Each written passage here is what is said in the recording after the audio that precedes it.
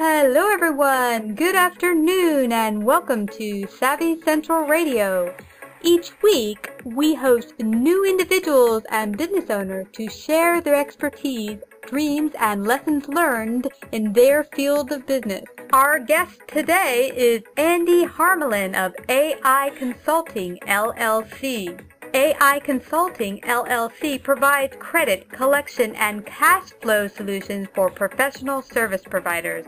They help improve their clients' cash flow and bottom line by developing solutions that produce maximum results. As a one-stop shop for all your cash flow needs, contact AI Consulting today at 610-667-3422 or go to their website at ai-consultingllc.com. Hi, Andy. Thanks for coming to Savvy Central Radio today. How are you? I'm doing fine, Christina. Well, I'm very glad you came out today. We're going to talk about a very important subject, credit and collections, which I'm very well versed in. I worked in the field myself for 20 years. And I'm wondering, tell us what brought you to this path of working in the field of credit and collections and starting your own firm, AI Consulting, LLC. That's a good question, Christina. Without getting too metaphysical, I think some things in life are preordained or fated to happen. Let me tell you my story. I was recently married, attending law school, and looking around for a summer job between semesters. My wife and I were living in an apartment complex in the Philadelphia suburbs, and while sitting around the pool one warm afternoon, a friend mentioned that his father's landlord, Don Meisel, ran a civil engineering company in the area and was always looking for summer help. Well, I made an appointment and met with Don the following week. Went up to the offices on the fourth floor of an old manufacturing building in a freight elevator with an outside pull cord. We sat and talked for about 15 minutes, and he then took me into the accounting department. He asked if I'd done any collections. I didn't know what he's even talking about. I asked him in a general way, without looking too dumb, what were collections. After he explained to me that collections involved getting clients to send payment for services they had rendered, he handed me a 2-inch thick bound computer printout and said, "Start calling." At that time, I realized two things. Number one, I was hired, and number two, this was to be a real challenge. What I didn't realize until much later was that this area would be my calling and that Don would become my business father, mentor, and one of my closest friends. When I was finished with law school, Don made me an offer with the firm, and I stayed there for 20-plus years, advancing to running the finance area and managing their overseas inspection department. During this time, I was able to develop and fine-tune best practices of credit and collection, which have been very transferable to my own practice. In the year 2000, the business was sold, and unfortunately the buyer was not a skilled manager, and he ran the business into the ground. At that point, I knew I had to do something to support my family, and I also knew that I had a particular skill set that would be valuable to the client base we had dealt with, specifically architects, engineers, and construction-related contractors. I started AI Consulting in June 2000 and have been running it now for coming up on 13 years. Wow, that's a story. And not unlike my own, I started out kind of unwilling in the collection and credit industry, starting out in billing, and very shortly thereafter being told by my boss, well, we have another job for you to do. Here's some credit and collections. And at first hearing that I'm going to have to call people for past dues, I wanted to run for the hills. But it's not as bad as it sounds. Basically, the way I've always seen credit and collections is basically you go out, you provide a service for a particular client, and now you're collecting money on that sale. It's really essentially closing out the sale is the way I see it. Well, yes, I tell my clients that when I consult with them and I meet with their key people, I tell them it's really a cradle-to-grave process. It's getting the sale, providing the services or product, and collecting the fees. Yeah. And if you don't collect the fees, if you don't monetize the invoices, then really you failed. Exactly. You essentially gave away your product, service, or information for free. Exactly, right. Yeah, and no one's in business to give away free stuff. In order to stay and keep your doors open, you do indeed have to get paid. Right. So tell me, what do you find as you've gone along building your business? What have you found to be some of your biggest challenges or hurdles you've had to overcome, and how did you overcome them? Starting any business involves a lot of planning and trial and error, as you know. Some of my challenges involved obtaining clients, earning their trust, retaining them as clients, and getting them to refer me to other professionals who they felt could benefit from our services. I also joined various professional organizations, including chambers of commerce, leads groups, and the Philadelphia chapter of the American Institute of Architects, which has incidentally been my best professional organization, both from the perspective of professional growth and credibility and clients. That's pretty much it. Of course, there's general business challenges, taxes, and client payments and so forth. And all the bits and pieces it takes to run a business. I think often, as you might know, a lot of people start businesses and they don't realize all the other bits and pieces that go into it, such as marketing and sales and PR, which we all might not be up to par on, but there's other professionals out there that are, and I have asked for the help of interns and such to help me get up to par on things I'm not really proficient at, as it were. But you mentioned a good point about earning trust and retaining clients, because the whole point of being in business is to get the clientele, but also to have the reorders, to have people want to come back, see you as a valued service or product or information, and keep getting those reorder clients. And that's part of the building of trust, I believe. And how do you think you went about that, building the trust over a period of time? How did that work for you? Well, providing a professional service at a reasonable rate and hopefully quickly for our clients without alienating or damaging the business relationship between the parties. Agreed. We've worked with, I would say, about 200 firms in the 12-plus years that we've been in business, and I have to tell you about 15 of them started out as debtors. Wow. That's very impressive to think that they were at one time, actually, you were working to get their payments, and now they're working as your client. That's awesome. Right. So tell me, because I know everyone listening in may not be familiar with the field that we both came from, credit and collections, but it is a very important aspect of any business. And there's quite a few business owners out there with a real fear in collecting. That's what I've heard anyway. Do you have any helpful advice for those business owners that are really scared to go out there and collect? Yes, I do, Christina. Throughout my practice, I found that my clients usually are very good at what they do, be it architecture, engineering, law, or dentistry, or whatever. But from a professional standpoint, sometimes less so when it comes to financial matters. In fact, I've learned that architects and medical professionals get little or no business courses in their professional school curriculum. And when they come out into the business world, they're expected to deal with seasoned professionals. Architects and engineers have to deal with real estate developers, many of whom are trained lawyers. So they're really at a disadvantage. Business owners should endeavor to know their clients before they're doing business with them. Prior to doing business, they should ask themselves, how did they become clients? Were they referred by another client or customer, or did they competitively bid a project, or was the work cold called? This is very important. Business owners should also try to get an advance payment or retainer, especially from new or existing or slow-paying clients, to cover anticipated costs. I totally agree. And another good point maybe to mention is also, as you just said, many people might start in business and not have all the necessary information they need to run their business. So whatever you don't have at your fingertips, hire that very qualified professional out there to help you build your business. Don't think you have to do it all. If you're not an expert in collections, give Andy a call today. Have his business help you out in that area. There's no reason you have to settle on not getting your payments on time, and you're the professional in that area. Yes, I like to think we are. And you also mentioned about getting payments up front before starting a retainer, or for slow to paid accounts to get payments up front. A very good point to make, because often I found a good portion of my clients in the past didn't do that and run into problems, especially in this time and this economy where a lot of boutiques and small businesses are having trouble making payments on time.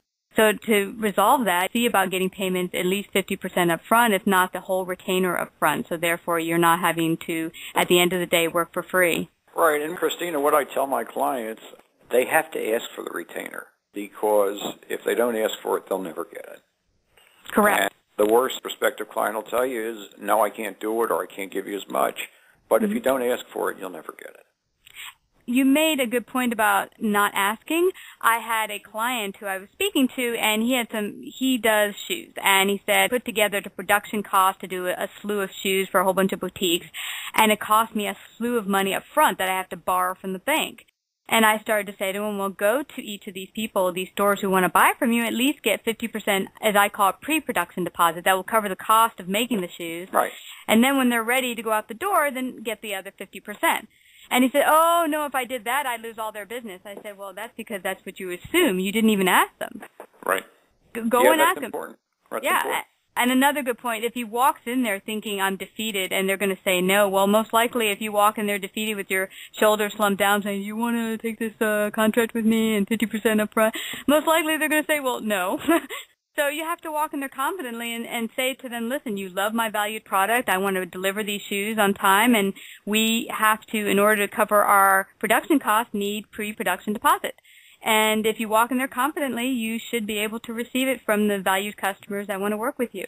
Exactly. And that's very important, especially when we're dealing with providers of professional services, because they don't have any product to take back. Exactly. Once they spend the time, that time's gone. Time is money. Yep. And as I just said, time is leverage. Once you've done it for them, it's a done deal. Then what do you have to work with? There's no leverage on the table. They've gotten what they've won. Exactly.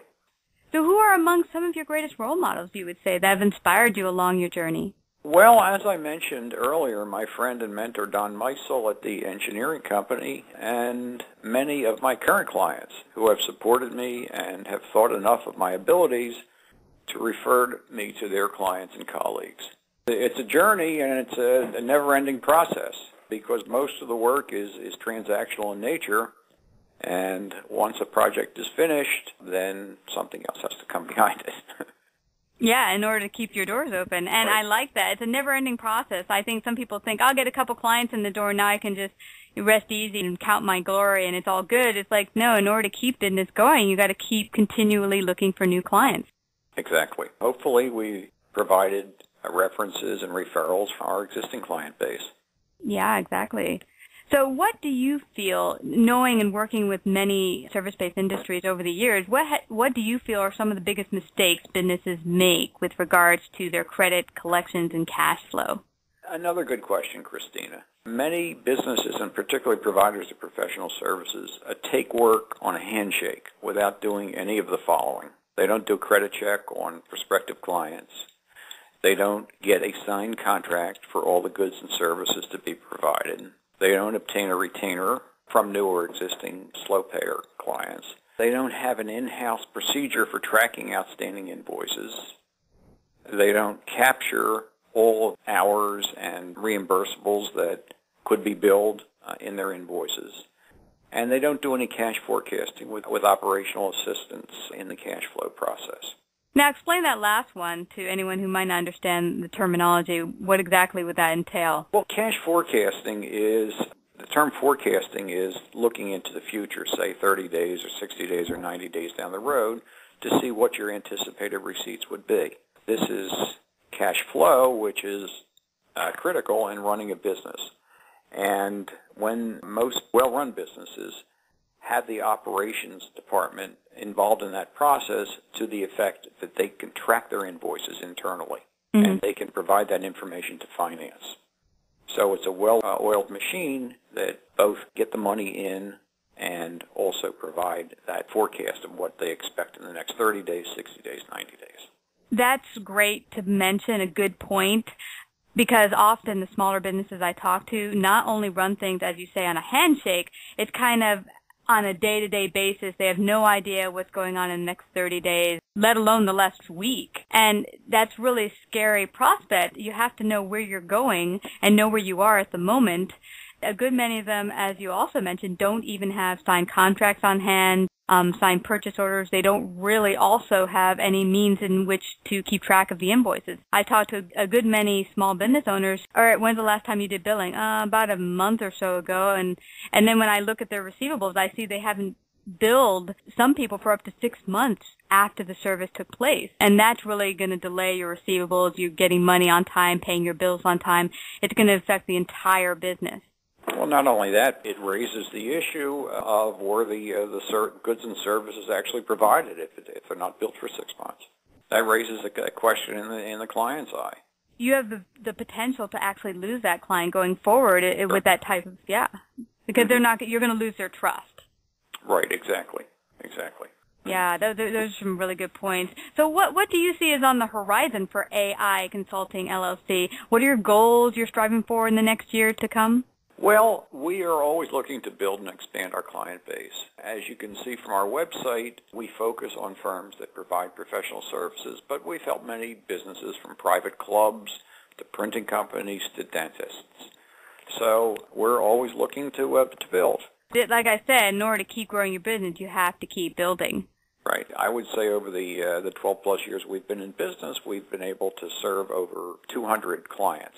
And specifically, we've been able to collect, just a guess, but over $2 million in delinquent debt for our clients. Incredible. Yeah. My one particular highlight was an $80,000 recovery that was 10 years past due. That is very reassuring for people out there who think you can't collect after a year or so. And it is harder. We do want to make that clear that the longer they wait receivables over to you, the harder it is to collect, but it's not impossible.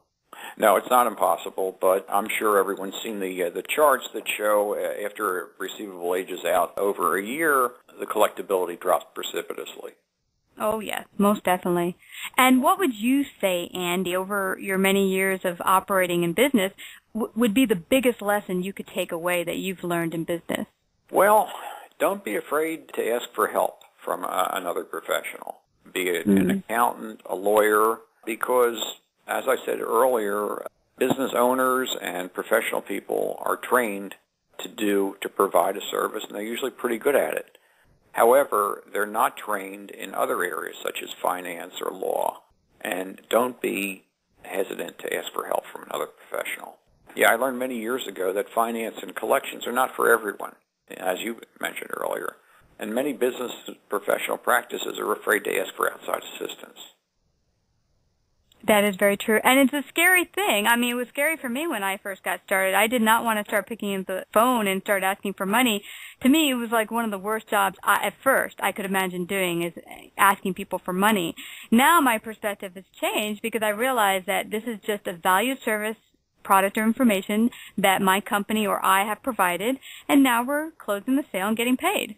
But for often, especially for small business owners I speak to, they feel it might jeopardize a future sale to ask for money. And I said, no, you've not made a sale until you've gotten the money, and to realize that you lose a bit of respect as well from your potential client by not asking them for the money quickly and efficiently. Exactly. And you know what? Where you don't get paid by your clients, you really devalue your services. Mm-hmm.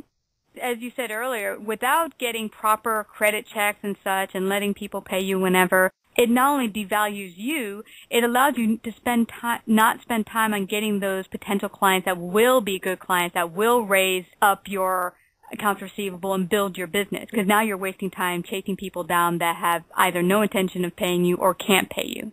All right, this is what I tell my clients. I said, where you see an account go bad, don't hesitate to turn it over. You should spend time on the clients that do pay you. Well, here's a good question. Yeah. I'm curious. So now someone works with a collection agency and they have a past due. When do you find it a good time to say to a business owner, okay, we've done everything we can do collection agency-wise.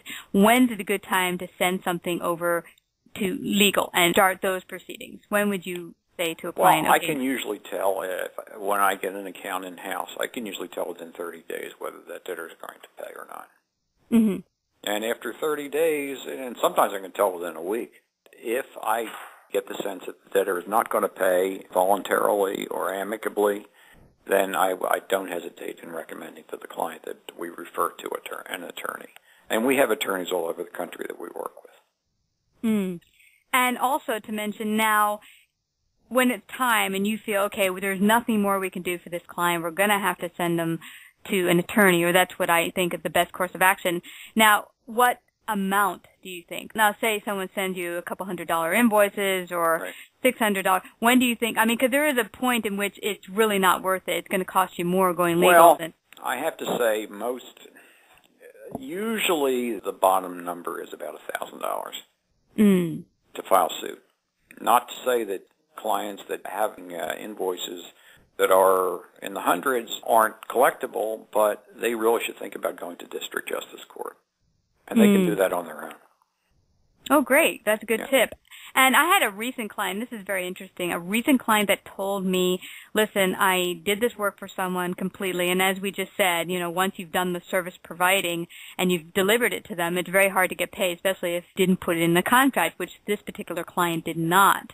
Now he said, okay, I didn't get paid, and I want to get paid, and I'm sent him an invoice, but he's not paying. What course of action do I have? What would you tell someone like that? They should call, and if they're unable to extract payment from that client, they should think about consulting a collection agency. And the agency then will basically, what it does is elevates the priority of the situation. That client knows that they're serious about getting paid for their goods or services. What do you think would be the predictability of him receiving payment on goods without a contract? Or if you guys weren't able to collect it, would he be able to take it legal? Yes, he can. But again, it comes down to a testimony of one party against another. But if we have an email trail, that's helpful. If we have letters, that's helpful. If we have signed receipts, that's helpful. Great advice. I wanted to put that out there because I just spoke to this client recently, and I know there's many other businesses dealing with the same type of issues. And we want to reiterate again, any small business out there, please get everything in writing. It's very important. Please make sure you have a credit and collections policy on hand. If you need help with that, give Andy and his people at AI Consulting LLC a call. They can help you out. And I'm going to give them your web address if that's okay, Andy. Oh, sure. And I just want to say before we end here, Christina, that we provide a professional peer review of a firm's credit and collection operations. Basically what this involves is observing an in-place process, making recommendations based on industry best practices. That's great. Thank you so much for sharing, Andy. To get more information, find out more about Andy and AI Consulting LLC, you can go to www.ai-consultingllc.com or contact Andy at 610-667-3422. Is there any further information or thoughts you'd like to leave our listeners with? Well, yes. Don't let your accounts age out beyond industry norms. And industry norms are different in different industries. The one that I'm most familiar with is the construction industry, and that's a little longer than most. I mean, that typically could be 60 to 90 days. But, for example, retail is basically 10 days to 30 days. So where an account ages out beyond industry norms, the collectability drops precipitously. Thank you so much. That's wonderful advice, everyone out there listening. Please heed Andy's advice. If you need help, a professional in the industry, please give him a call today at 610-667-3422. And thank you again, Andy, for coming on Savvy Central Radio. My pleasure. Join us this Friday, March 22nd, where our guest will be Wayne Kelly, President and CEO of HC Experience, Inc.